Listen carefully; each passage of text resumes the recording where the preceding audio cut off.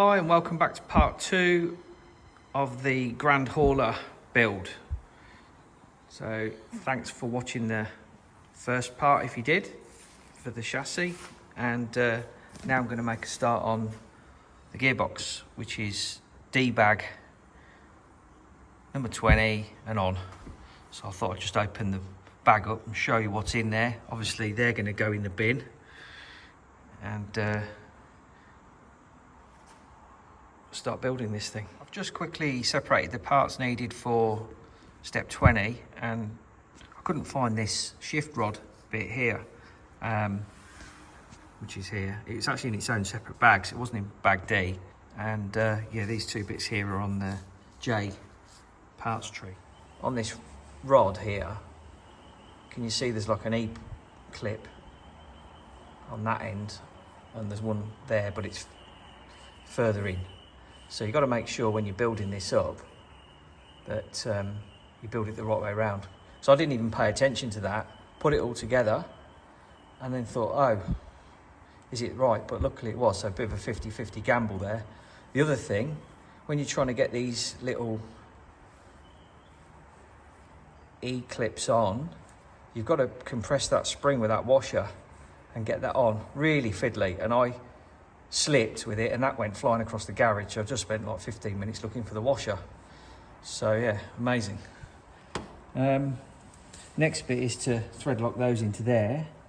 And I just thought I'd show you what I do. I mean, it's not brain science, but I just use one of my trusty kebab sticks and put the thread lock on that, and I always put it inside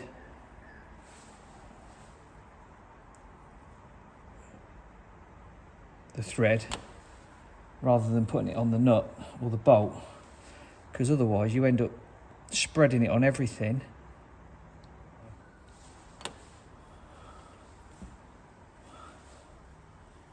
Plenty in the thread. If you want to be really fussy, wipe it off.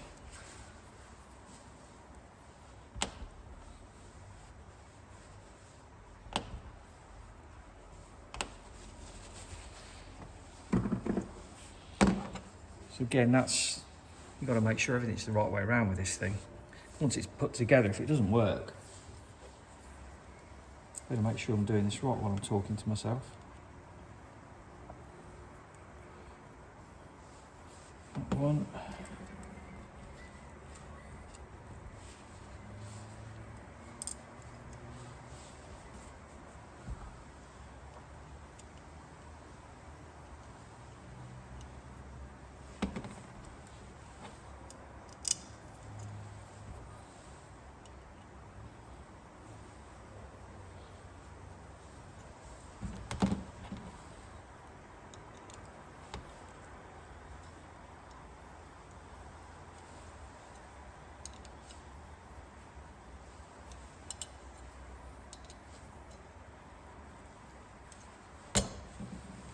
Done. So that's number 20 done. Step 21, gear shaft A. Just got all the bits out for that. You've got to, again, make sure everything's correct. There are multiple types of shaft. Well, there's a couple. These gear hubs, there are 2 different lengths, and it asks for the short one, which is actually coloured differently. It's gold.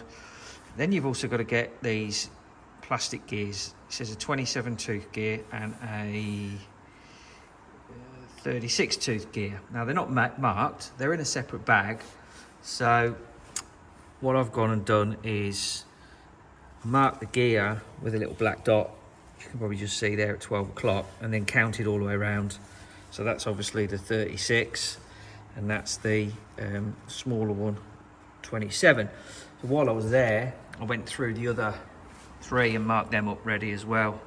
So there's actually one that's a 37, so it's only one number different to the one you need. And they're on the next step, which is 22, so might be worth marking them.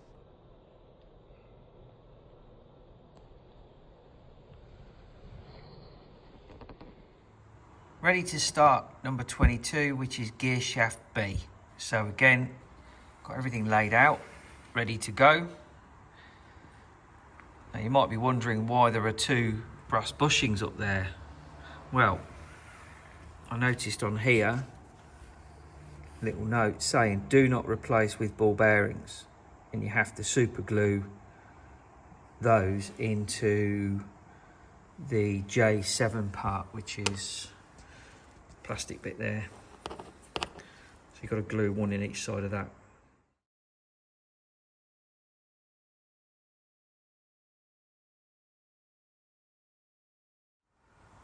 So I've done the first two steps within 22, which is gluing the metal bearings into that J7 part and installing it on the shaft, putting the bearings into the gear, putting all that on. Just show you that here.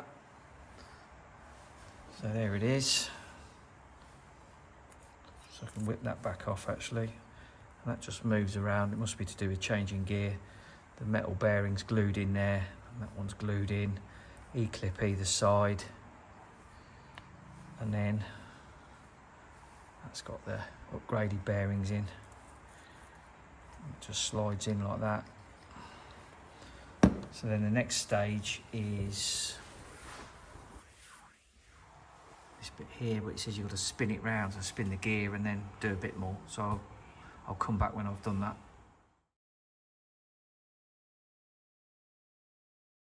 So that's step 23 done. I did struggle a little bit. I haven't done one of these before. Once you've done one, it's kind of makes sense, but it's more about the order that you try and put the thing together that makes life easy. Now, that gear shaft A's got to go in first, so you slide that in. And then these two parts are the shift rod and gear shaft B.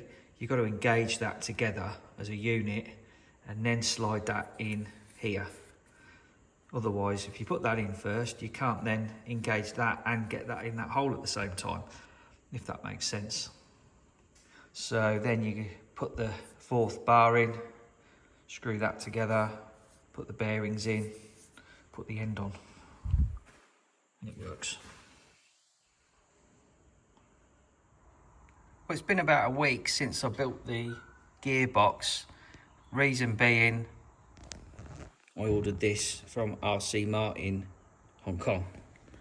Torque tune motor, specifically designed for the trucks. It says, this low turn, high torque tune motor was developed specifically for use in RC tractor truck models. It allows for more precise speed control at low velocities, easier driving with trailers, and a more realistic drive.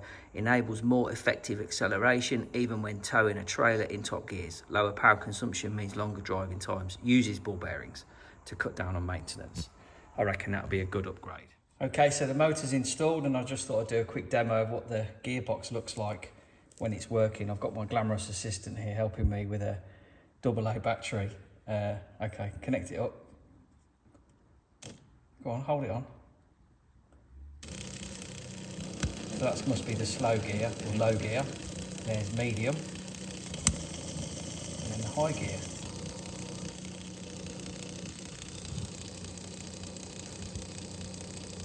Okay, you can stop it now.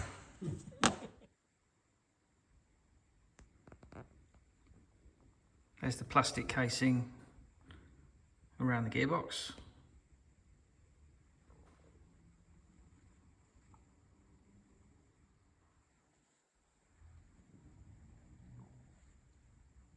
So the gearbox, prop shaft and the shift linkage are installed. This is a great build, to be honest. It's so different to the buggies. The next step is fitting the rear fenders, but it does say here when you're putting the motorised sport legs you don't fit them, so you skip that whole bit. So I'm going to get the wheels and tyres installed and then call this video done before I move on to the next step, but I'll bring you back in a minute.